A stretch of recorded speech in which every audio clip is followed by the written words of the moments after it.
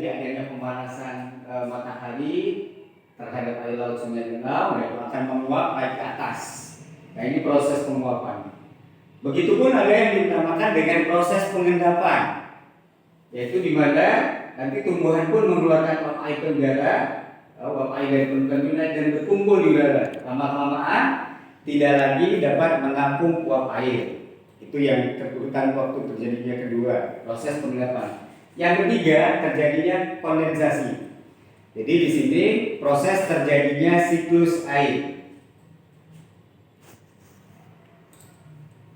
Nah, anak-anak nanti bisa membedakan bagaimana sih dengan proses daripada penguapan, pengendapan dan pengembunan. Nah, ini prosesnya.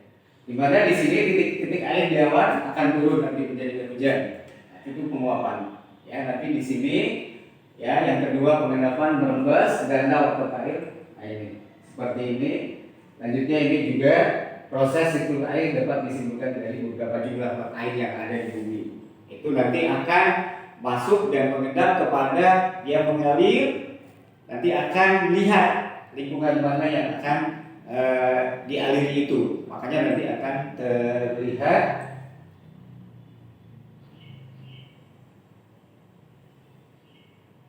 lanjut yang keempat. Nah, di sini nanti anak-anak akan bisa melihat di mana bisa membandingkan. Jadi anak-anak akan tahu, ya. Kok kenapa sih dengan siklus air? Apa pentingnya bagi kehidupan manusia? Sangat penting sekali. Di mana kita lihat di sini anak-anak bisa tahu. Apabila di sini anak-anak akan melihat, di sini akan terlihat aliran air. Siklus air yang terjadi mengalir ke sini. Nah, prosesnya yaitu terjadi nanti pengendapan. Jadi diserap oleh tumbuhan. Nah, ini akan merupakan jadi cadangan air di sini. Jadi anak-anak bisa membedakan. Nah, selanjutnya kalau seperti ini, anak-anak akan tahu, kok kenapa ini seperti ini? Apa bedanya dengan ini? Nah, ini akan terjadi perbedaan yang signifikan, perbedaan yang sangat kelihatan sekali. Di mana di sini kalau yang seperti ini air tidak akan menyerap dengan maksimal, tetapi kalau di sini air akan menyerap maksimal. Makanya anak-anak sekalian, di dalam siklus air ini bisa anak-anak lihat kemana air mengalir. Biasa itu nanti ke sungai, ke danau, ke laut, nah di situ lah. Atau misalkan ke hutan. Ke hutan kalau banyak tumbuhan, dia akan diserap. Nah di sinilah cadangan air. Tapi kalau seperti ini, yang dilakukan oleh manusia, makanya anak-anak juga harus tahu bahwa lingkungan itu bermanfaat bagi kita semua.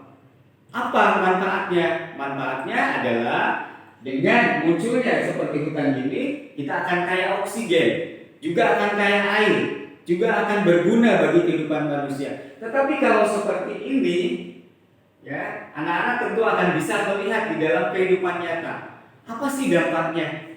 Nah, itu di dalam kehidupan nyata. Ini tidak akan mudah dialiri oleh siklus air atau tidak begitu besar seperti yang terjadi pada ini. Nah, itu.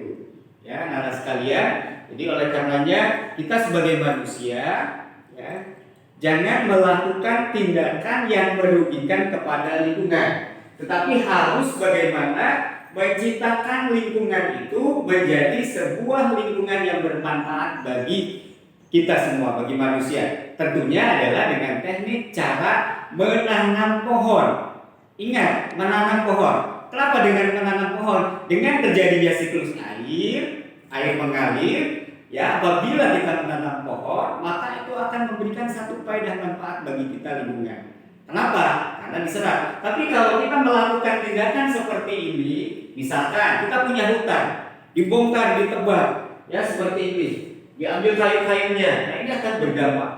Anak-anak pun bisa lihat apa kehidupan yang terjadi. Kan ada banjir, nah itu. Kenapa terjadi banjir? Karena dari perputaran air, siklus air tidak mampu menyerap seperti ini. Kenapa? Karena banyaknya bangunan-bangunan yang kokoh yang dibuat oleh manusia dengan apa? Dengan bebatuan. Sehingga kalau dengan bebatuan, ini air tidak akan mudah menyerap. Tetapi kalau dengan tumbuhan, insya Allah dia akan mudah menyerap. Itu seperti itu anak-anak sekalian. Jadi oleh karenanya di dalam pelajaran IPA intinya adalah anak-anak harus tahu.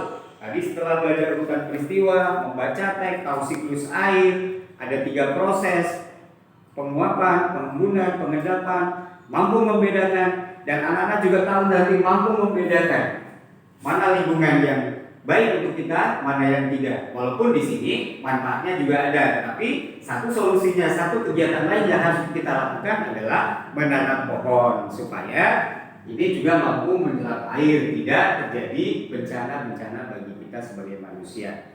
Dan anak-anak juga bisa tahu bahwa bagaimana sih daerah kita bisa menjadi gersang. Nah, anak-anak harus mampu menciptakan lingkungan yang tidak gersang menjadi lingkungan hijau. Dengan apa? Yaitu dengan misalkan ada gerakan kegiatan menanam 1.000.000 pohon atau seperti apa. Supaya apa? Supaya air yang mengalir itu tidak kemana-mana, tidak merugikan juga ke manusia, pada manusia lainnya, pada lingkungan lainnya, tetapi akan mampu diserap oleh tumbuhan seperti ini. Ya, anak-anak sekalian, jadi materi pada pelajaran hari ini adalah bahwa anak-anak mampu menciptakan